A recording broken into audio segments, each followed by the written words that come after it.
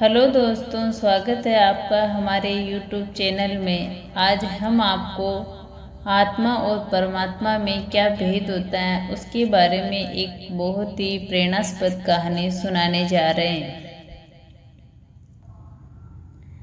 आत्मा और परमात्मा में क्या भेद होता है ये हम आपको बता रहे हैं। माना कि आप हरिद्वार गए, वहाँ आपने हर की पौड़ी पर एक पवित्र नदी में स्नान किया।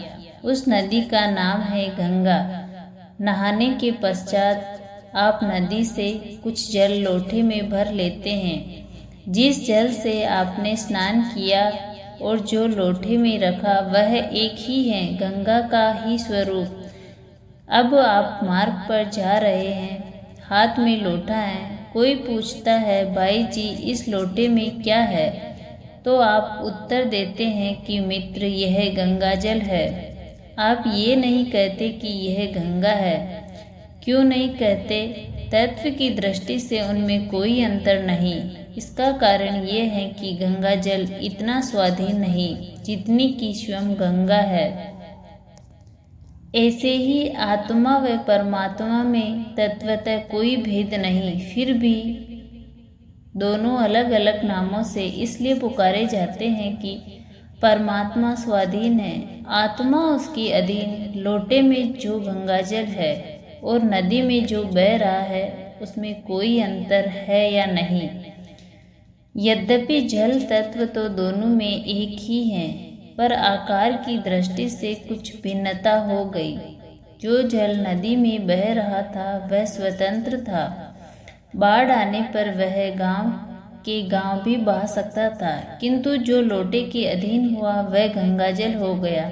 उसकी शक्ति कुछ अल्प हो गई, पर यदि लोटे के उसी जल को नदी में मिला दिया जाए तो उसका आकार नदी का आकार बन जाएगा, उसकी शक्ति नदी की शक्ति बन जाएगी। नदी से जल अलग हुआ, आकार व शक्ति अल्प हुई। जल को नदी में डाला तो आकार व शक्ति विशाल हो गए। ऐसे ही जब आत्मा स्वतंत्र है तो परमात्मा हुआ, और जब शरीर अवस्थित हुआ तो जीवात्मा कहलाने लगा। दूसरे शब्दों में आप यूं भी समझे कि जीव रूपी गंगा जल शरीर रूपी लोटे के अंदर बंध गया, वह जीवात्मा हुआ। किंतु जो इच्छाओं विषय वासनाओं के त्याग से तथा शरीर के ममत्व से रहित है, अर्थात शरीर के रहते हुए भी जो प्रत्येक क्रिया शरणागति के आधार पर करता है, वह ब्रह्म स्वरूप बन गया। आत्मा तो आकाश के समान है, पात्र में आकर वह जीव की उपाधि पाता है तथा रूप रंग आकार के अधीन हो जाता है, किंतु इसी शरीर में अवस्थित होता हुआ भी जो इससे किनारा कर लेता है, देहाभिमान शून्य हो जाता है, जो किसी का अनिष्ट सोचता तक नहीं और परोपकार में रत रहता है, वही परमात्मा स्वरूप हो जाता है। तो दोस्तों हमारी ये कहानी आपको कैसी लगी? वीडियो अच्छा लगे तो लाइक एंड सब्सक्राइब करें।